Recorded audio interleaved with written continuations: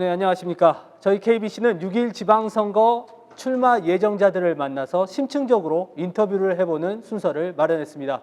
오늘은 강기정 광주광역시장 예비후보 모셨습니다. 안녕하십니까. 안녕하십니까. 직접 한번 후보님께서 소개를 좀 시청자들에게 해주시죠. 네, 3선 국회의원을 지냈고요. 문재인 대통령과 함께 청와대에서 국정이 돌아가는 것을 잘 보고 온 강기정입니다. 만나 뵙게 돼서 너무 감사드립니다. 고맙습니다. 지난 선거 4년 전에도 한번 출마하시고 지금 두 번째 광주시장에 도전하시는 그렇습니다. 것이죠? 네. 좀 4년 전과 스스로에게 좀 바뀐 부분이 있다면 어떤 부분이 좀 있으신가요? 일단은 청와대에서 대통령을 모시고 1년 8개월 동안 국정 전 분야에 대해서 배울 수 있었다는 점이 가장 저에게는 크고요. 또 시간이 흐른 만큼 저 강기정이 달라지고 변화되고 부드러워지고 그랬습니다. 예. 실제로 부드러워지셨어요. 그 안경테도 좀 바뀌시면서 이미지가 상당히 부드러워지셨어요. 제가 이제 청와대에 나온 이후에 무등산 정상을 열심히 올랐습니다. 건강을 위해서도 올랐고 제가 산을 좋아하다 보니까 또 산을 오르게 됐고 그래서 지난 한 해 동안 서석대를 50번을 올랐는데요. 오르면서 보통 산에 가면 술을 먹게 되는데 그냥 술을 끊게 됐습니다. 그래서 1년 3개월 동안 제가 술을 입에도 대지 않고 몸도 만들고 또 정신도 맑게 만들었던 과정이 제가 육체적 또는 외형적으로 달라지게 된 거고 육체와 외형 그 밖으로 보이는 거에 달라지니까 제 마음이 또 좀 더 차분해지고 더 사색할 수 있고 더 광주를 깊게 들여다볼 수 있고 특히 제 귀가 아주 큰데 이 큰 귀로 많은 얘기를 들을 수 있어서 제가 달라졌다 이걸 제 스스로도 어떤 그냥 느끼고 있습니다. 주변에서도 그런 말씀 많이 하시죠? 네, 이제 살이 빠지고 그러니까 어디 아프냐 이렇게 묻는데 결국 더 부드러워졌다, 더 차분해졌다, 더 성숙해졌다 이렇게들 많이 저에게 얘기를 해주십니다. 지난 대선 때도 호남 특보단장을 맡으시고 정말 열심히 뛰셨잖아요. 그리고 또 지금 바로 또 지방선거인데 예비후보 등록하시자마자 출퇴근길 인사도 하시고 하시더라고요. 건강 괜찮으세요? 네, 제가 광주 150만 시민을 대표하는 시장에 도전하면서 저부터 변해야 되겠다. 저의 마음과 저의 육체, 저의 또 습관을 변화시켜야 되겠다. 그래서 앞서 말씀드렸듯이 술도 끊고 무등산도 열심히 오르면서 또 밤에 들어가면 팔굽혀펴기도 한 100회씩 하면서 제 건강을 좀 더 젊게 이렇게 만들어 오고 있습니다. 아직 환갑은 아직 전이시죠? 제가 이제 58, 예, 57 찍고 있습니다. 근데 100회를 팔굽혀펴기를 하실 수 있으신가요 지금? 이제 그냥은 130개까지 하는데 그 도구를 사용하면 힘들어서 100회 마치고 있습니다. 건강은 문제가 없으시고 더 뛰셔야겠네요. 열심히 하고 있습니다. 지역 현안과 관련해서 조금 질문을 드리고 싶은데 조금 민감한 질문일 수도 있을 것 같아요. 민선 7기 광주 시정에 대해서 이제 밖에서 지켜보셨으니까 평가를 해주신다면 어떻게 평가하시겠습니까? 광주 전남이 상생했었으면 좋겠다. 광주와 전남이 상생해서 군공항 이전 문제를 비롯한 여러 상생 과제가 있었습니다. 그런 상생 과제를 잘 풀었으면 하는 아쉬움이 있었습니다. 제가 대통령을 모시고 전국의 경제 투어를 다닙니다. 제가 정무수석 소관이어서 경제 투어를 대통령을 모시고 다니면서 울산, 또 경남, 대구, 또 충북, 충남, 대전을 곳곳을 다니면서 느낀 것은 그 지역의 리더가 어떤 리더십을 보이고 있는가에 따라 그 해당 지역의 발전과 고민은 달라지더라. 이런 걸 피부로 느끼게 됐습니다. 특히 우리 경우는 광주 전남이 좀 더 상생하여 어떤 상생 프로그램이 많이 있었으면 좋았겠다 이런 아쉬움이 하나가 있고요. 물론 그러나 우리 광주도 자동차의 도시, AI 도시답게 이제 일을 시작한 만큼 그것을 숙성시키고 진전시키는 과제가 남아 있습니다. 그런 아쉬움도 있고 또 성과도 있는 만큼 아쉬움은 극복해가고 성과는 계승해가는 것이 이 과제일 것 같습니다. 특히나 민주당을 전폭적으로 지지해준 이 지역민들은 다시 이 정권 재창출에 실패하면서 어떤 지역의 고립이라든지 지역 발전이 좀 더뎌지는 거 아니냐 이런 우려도 있는 것 같습니다. 이에 대해서 좀 어떤 좀 위로의 말이나 어떤 해주신 말씀이 있으실까요? 저희들이 2008년 노무현 정부에서 이명박 정부로 정권을 빼앗겼던 적이 있습니다. 그때 국회 의석은 84석이었습니다. 참으로 어려웠습니다. 저도 그때 재선 국회의원으로서 국회에서 열심히 싸울 때는 싸우고 지역 예산을 확보하기 위해서 노력할 때는 노력했습니다마는 역부족이었습니다. 그런데 지금은 그때와 다릅니다. 지금은 우리 민주당 의석이 172석이고 야당 다른 민주당을 제외한 다른 의석까지 하면 약 180석에 육박합니다. 다른 야당 의석까지 하면 170석이 넘어서고 있습니다. 저는 이 입법부가 중요하다고 생각합니다. 민주당이 더 쇄신하고 혁신하는 속에서 입법부의 권력이 중심을 잘 잡는다면 대한민국은 정권교체, 윤석열 정부로 정권교체는 됐습니다마는 아직은 희망이 있다 이렇게 생각합니다. 특히 이제 윤석열 정부가 들어서면 명실상부한 여소야대 국회가 됩니다. 여소야대 국회에서 그 중심은 우리 민주당입니다. 특히 민주당 중에도 이 광주 전남을 대표하는 호남 의석이 아무래도 아주 중요해질 거라고 생각합니다. 그런 점에서 제가 만약 시장이 된다면 입법부, 민주당 의석과 함께 소통하고 함께 노력해서 윤석열 정부와 견제할 때는 견제하고 협력할 때는 협력하고 지역발전 예산을 확보할 때 확보하는 그런 정무적 리더십, 추진력을 갖는 정무적 리더십으로 이 전국을 돌파해야만 지역발전은 있겠다 이런 생각을 2008년에 정권 교체되는 그 순간부터 생각해 보게 됐습니다. 이 후보님이 생각하시는 이 지역의 가장 큰 현재 숙제, 과제라고 한다면 어떤 부분을 꼽으시고 결국 일자리인데요. 일자리는 그냥 생겨나는 게 아니라 산업을 키워야 일자리는 생겨난다 이렇게 생각합니다. 그래서 저는 광주의 광주 신경제 지도를 그리겠습니다. 광주에 5개의 지구를 만들어서 산업을 일으켜야만 일자리가 생깁니다. 이런 공약을 내놨습니다.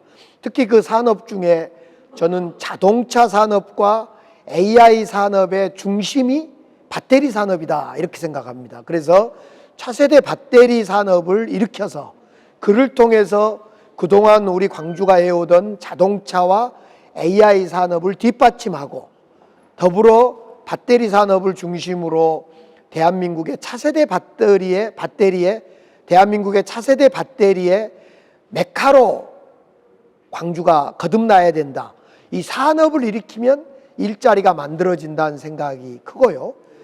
그런 산업 정책과 더불어 이제 우리 광주 시민도 즐기고 누릴 권리가 있다. 그래서 복합 쇼핑몰을 비롯해서 우리 광주 시민들이 즐기고 누릴 그런 복합 쇼핑몰 같은 것을 적극 추진하겠다. 구체적으로 그래서 해당 기업과 투자하겠다는 기업을 만나고 있습니다.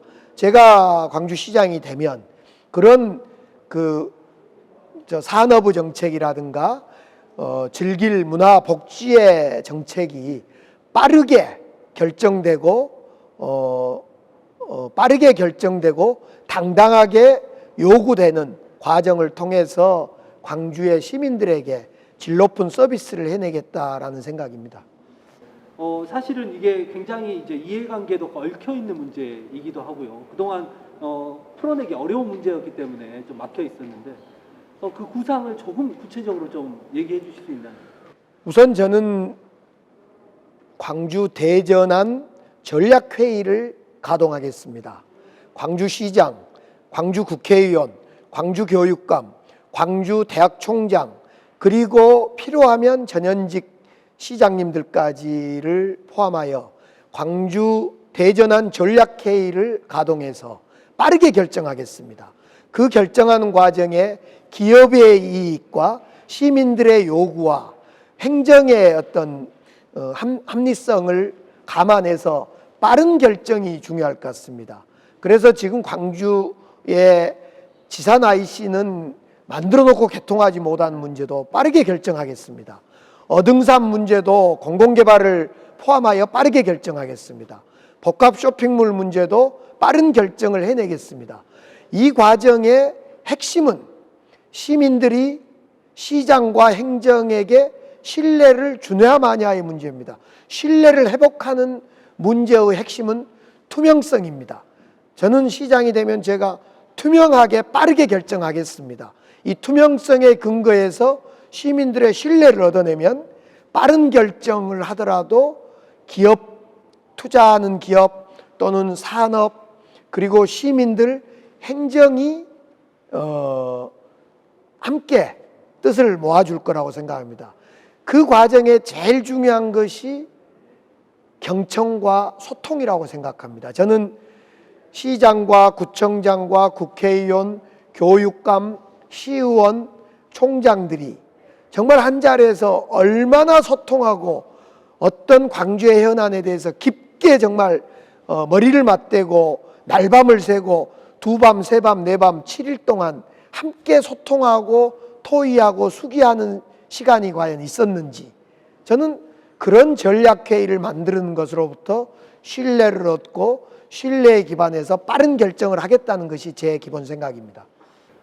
이제 걱정거리가 또 있는 것 같습니다. 그러니까 중앙 정부는 지금 현재 이제 당이 다르고 중앙 정부가 해줘야 될 문제도 있을 거고 또 기업들이 또 나서서 투자를 해줘야 되는 문제가 있다 보니까 그동안의 지방 권력들이 그 문제를 이제 해결하는데 좀 어려움을 많이 겪었습니다. 어떻게 좀 풀어나가실 생각이신가요? 예를 들면 우리 문재인 정부 때는 지방 정부의 가장 큰 고민이 예산 확보였습니다. 우리 문재인 정부 때는 균형 발전 정책을 초강력 협력 사업이라는 형태로 내걸었습니다. 그러니까 지자체와 지자체가 협력하여 초강력 사업을 제시하면 인센티브를 주고 더 빨리 하겠다. 이런 정책을 균형 발전 정책으로 내걸었습니다. 저는 윤석열 당선자, 윤석열 정부에서도 균형 발전 정책은 반드시 균형 발전 정책은 윤석열 정부에서도 강하게 펼쳐가리라고 생각합니다. 왜 그러냐면 호남만 있는 게 아니라 영남도 있고 지방이 대전 이남 지방이 다 같은 처지이기 때문에 그렇습니다. 저는 무엇보다도 윤석열 정부에서는 균형 발전의 요구를 지방자치단체와 대전 이남 지역의 국회의원들과 함께 균형 발전의 요구를 강하게 당당하게 요구해야 한다고 봅니다. 그런 속에서 두 번째로 광주와 전남이 초강력 협력 사업을 제시해야 되고 세 번째로 우리 공직자와 제가 시장이 된다면 함께 창의적인 정말 창의적이고 창조적인 사업 아이템을 가지고 중앙부처에도 발바닥이 다려질 정도로 다니고 설득하는 소통하는 그리고 부탁하는 그런 과정을 가져야 된다고 봅니다. 다행스럽게 윤석열 정부로 정권은 바뀌었지만은 우리 정부에서 대한민국 정부에서 일하는 공직자들은 제가 청와대에 있었을 때 만났던 그 공직자들입니다. 대통령이 바뀌고 청와대 권력이 바뀌고 장관과 장관 주위의 분들은 바뀌었다 하더라도 대한민국을 버틴 그 주역들은 대한민국의 공직자들입니다. 다행스럽게 그 공직자들을 제가 대통령을 모시고 청와대에서 일한 동안에 많이 만났다는 것이 저의 큰 자산이기도 합니다. 그분들하고 허심탄회하게 균형발전 정책, 지방을 살리는 정책에 대해서 토론하고 요청하고 또 부탁하는 것을 해나가겠습니다. 광주의 현재 그 어떤 부동산이 조정지역으로 묶여 있습니다. 이 좀 구체적으로는 조정지역에 대해서 어떻게 생각하시는지 일부에서 좀 해제를 요구하라 이런 이야기도 있고요. 그리고 또 크게는 지금 광주가 아파트 중심의 어떤 그런 개발 방식 이거에 대해서 계속 논란도 되어 가고 있는 상황입니다. 이에 대해서는 또 어떻게 생각하십니까? 조정 지역에 대해서는 광주시에서 요청해서 국토부가 검토해서 받아들인 걸로 알고 있습니다. 저는 그런 조정 지역에 대한 신청이나 이런 걸 할 때는 여러 가지를 살펴서 신중하게 했었어야 된다라고 생각해 봅니다. 실제로 광주가 조정 지역으로 묶였음에도 불구하고 봉선동이라든가 일부 지역의 아파트 값은 10억대를 넘어가는 이런 상황에서 과연 실효적이었냐 이런 문제 제기한 것을 제가 지켜봐야 했습니다. 또 뿐만 아니라 고층 아파트 30층 고도 제한을 하는 30층 이상의 아파트 고도 제한 문제도 1년 전에 제한을 뒀다. 최근에는 다시 푸는 이런 어떤 그 예측 가능성이 좀 떨어지는 정책을 펴는데, 그렇게 되면 기업을 하거나 투자를 하는 분들도 시민들도 그리고 주민들도 예측 가능성이 떨어진 행정에 대해서 불신을 하게 되고 투자를 꺼리게 하게 됩니다. 저는 이런 점에 대해서 예측 가능성이 제일 중요하다. 예측 가능성으로부터 신뢰가 행정의 신뢰가 커나간다. 이렇게 저는 생각합니다. 광주의 부동산 정책은 수도권의 부동산 정책하고 좀 달라야 된다고 생각합니다. 현재 광주는 저는 이제 앞으로 많은 정책 토론에서 함께 토론을 하겠습니다만은 크게 두 가지에 대해서 검토하고 있습니다. 하나는 용적률을 탄력적으로 적용하는 문제를 저는 시행해 보고 싶습니다. 탄력 용적률제라고 이름 붙여봤습니다. 두 번째로는 지금 상가가 공실이 높습니다. 그런데 주상복합을 형성할 때 상가 비율을 지금 15%까지 확대되어서 적용하고 있는데, 저는 이 점은 10%까지 축소되는 것이 맞는 방향이다 이렇게 생각을 해봅니다. 그런 점에서 용적률 탄력제라든가 상가 의무 비율을 낮추는 문제에 대해서 저는 적극적으로 검토할 용의가 있다.